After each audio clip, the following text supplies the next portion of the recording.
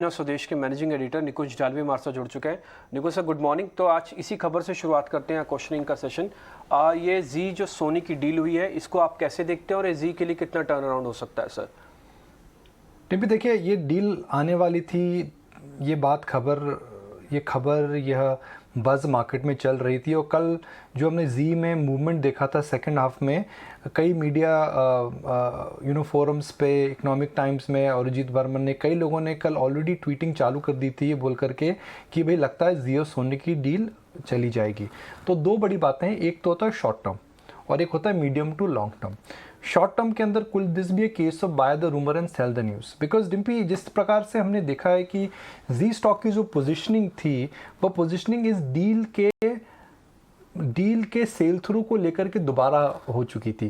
जब पहली बार deal announce हुई थी तो स्टॉक के अंदर 30 से 35% का अच्छा उछाल आया था। उसके बाद स्टॉक गिरा, 300 के नीचे गया। सबको लगने लगा भाई इन्वेस्ट को माइनॉरिटी शेयर होल्डर है, उसका इसमें बेनिफिट है, वो डील क्यों रोकेगा, और जाहिर है उन्होंने डील नहीं रोकी। So could it be a case of buy the rumour and sell the news, जैसा हमने इंडिया बुल्स फाइनेंस में देखा था, जैसा हमने भारतीय में देखा था। यह तो आज 9:15 या 9:30 बजे ही पता लगेगा। दूसरी बात होती है medium term to long term, उस पर आप चर्चा कर रहे थे, तो मैं फुल्ली इस बात को इंडोर्स करूंगा कि इस इवेंट से जी का पी मल्टीपल बढ़ सकता है। हम देख रहे हैं ग्लोबली किस प्रकार के स्टैक्स बन रहे हैं मीडिया के अंदर, भाई कॉमकास्ट हो, भले वो डिज्नी हो, तो इंडिया के अंदर भी उस तरह का एक स्टैक बन रहा है।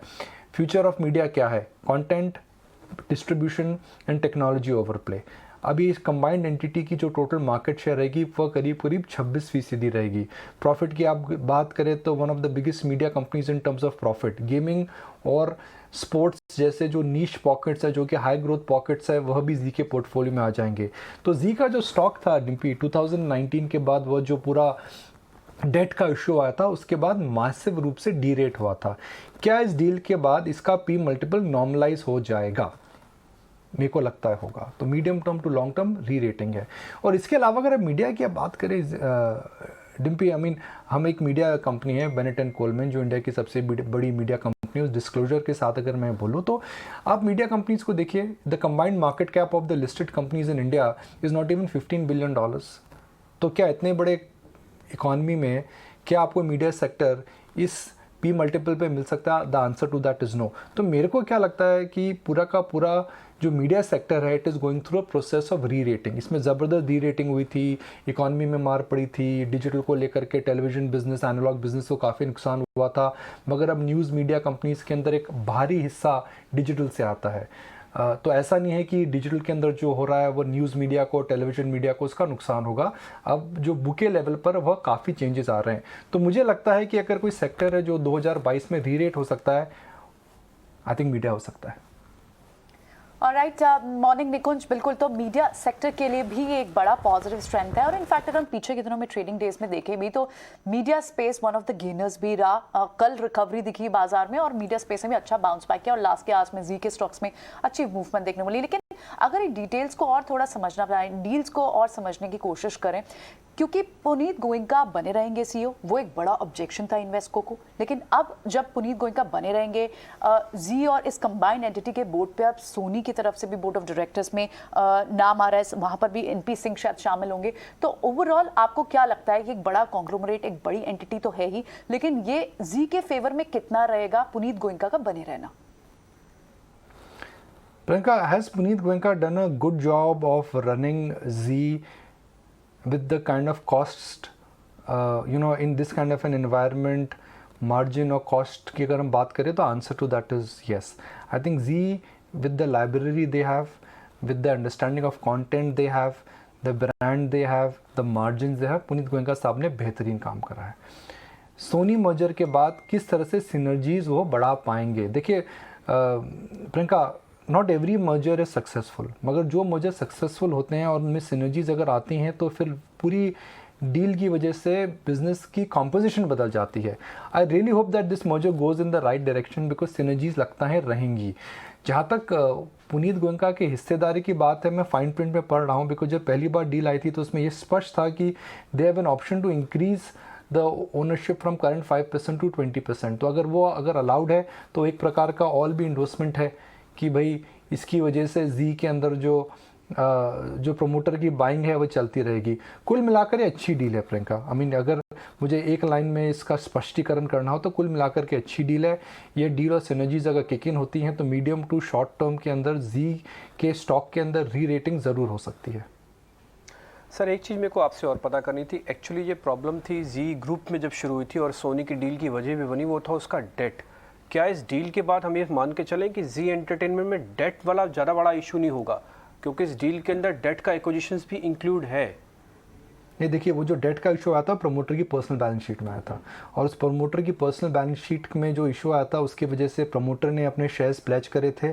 वह प्लेज करके उन्होंने मार्केट में से पैसा लिया था, उसी पैसे से उन्होंने दूसरे इंफ्रा और दूसरे बिजनेस इंक्यूबेट करे थे।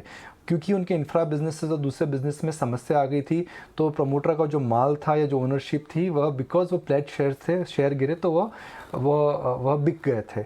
उसके बाद इन्वेस्टरों ने प्रमोटर का बड़ा चंक दिया था, और प्रमोटर्स की you must applaud what they are doing, which is that उन्होंने एक तरीके से जो डेट की ऑब्लिगेशंस थी बहुत ही बेहतरीन तरीके से उन्होंने अपनी ऑब्लिगेशंस पे डिफ़ॉल्ट नहीं करा। तो डेट को लेकर के अगर आप देखिए कि इंडिविजुअल कंपनी लेवल पर क्या चेंज आएगा, मुझे नहीं लगता आएगा। जो आप डेट इशू की बात कर रहे हैं डिम्पी, वह प्रमोटर की पर्सनल बैलेंस शीट में था। ये मैंने इसलिए पूछा क्योंकि क्लैरिटी होनी चाहिए और सभी को होनी चाहिए, मेरे माफिक सभी को ये बात पे पता लग जाए। एक और चीज़ मेरे को सर आपसे पता करनी है, एक्चुअली डील में हम सब कुछ गुडीज देख रहे हैं अभी कि सोनी आ रहा है 53%, प्रमोटर 47% तक अपना स्टेक लेके जा सकता है, स्वैप रेशियो भी आई है।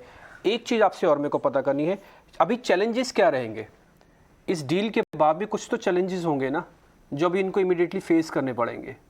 टिम्पी, कोई भी डील के अंदर सिनर्जीज को लेकर के काफ़ी चैलेंजेस आते हैं। कितनी भी जब डील होती है तो ऑब्वियसली जब प्रमोटर दो तरीके के आते हैं तो ऑब्वियसली डील में उनको दिखता है कि भैया the future will be bright, and that is the reason why two companies come together. I think इस डील के अंदर एक लेवल ऑफ कंपल्शन ज़रूर है।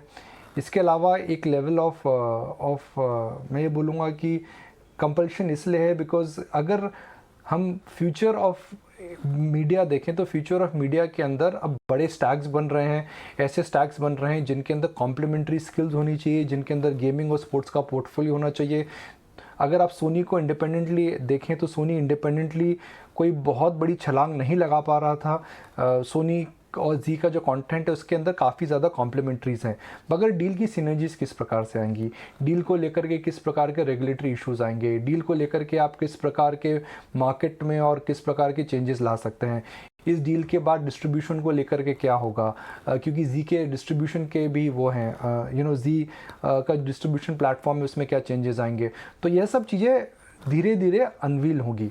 मगर मैं फिर उस बात पे जाऊंगा कि शॉर्ट टर्म में जिसे हम कहते हैं कि टेक्निकल और सेंटिमेंट को लेकर के could this be a case of buy the rumour and sell the news, because markets in last 10 and 15 days were in a sense pricing that this deal will go through.